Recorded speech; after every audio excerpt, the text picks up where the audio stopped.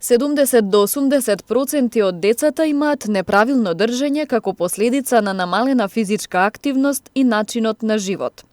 Досегашните резултати од спроведените систематски прегледи во здравствениот дом во Тетово, покрај искривување на рбетниот столб и подгрбавеност, укажуваат и на поголем број на деца со зголемена телесна тежина. Специјалистот по училишна медицина, доктор Александар Костески, вели дека со појавата на електронските уреди се изгуби дружењето и доведе до дистанцирање на децата и оттргнување од физичка активност.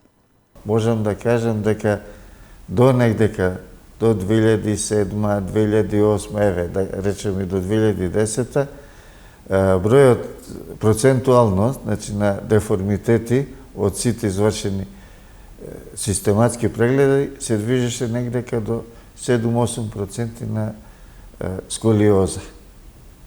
Веќе не е така. Значи сега ние кај 70 до 80% кај децата забележуваме неправилно држење. Тоа е последица на намалената физичка активност и начинот на живот.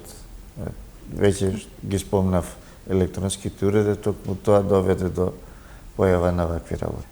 Истото може да се каже со тоа што се повеќе имаме број на деца со обезитет, значи со зголемена телесна тежина. Доктор Костески вели дека децата треба да се мотивираат помалку да ги користат електронските уреди, а повеќе да имаат физичка активност.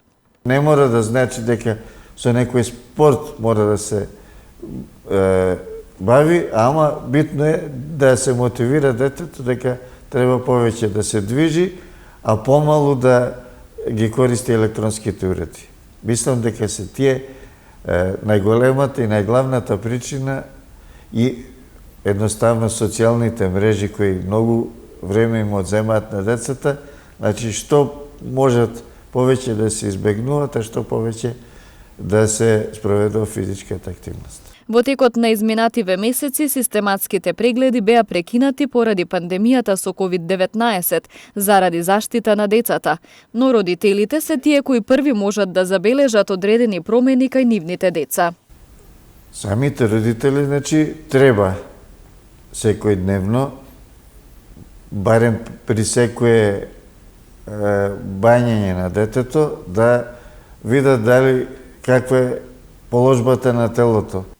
Освен на систематските прегледи, матичните лекари треба да ги забележат деформитетите кај децата и да ги упатат кај специјалистите по физикална терапија, кои знаат понатаму како треба да се коригираат, за навреме да се спречат последиците.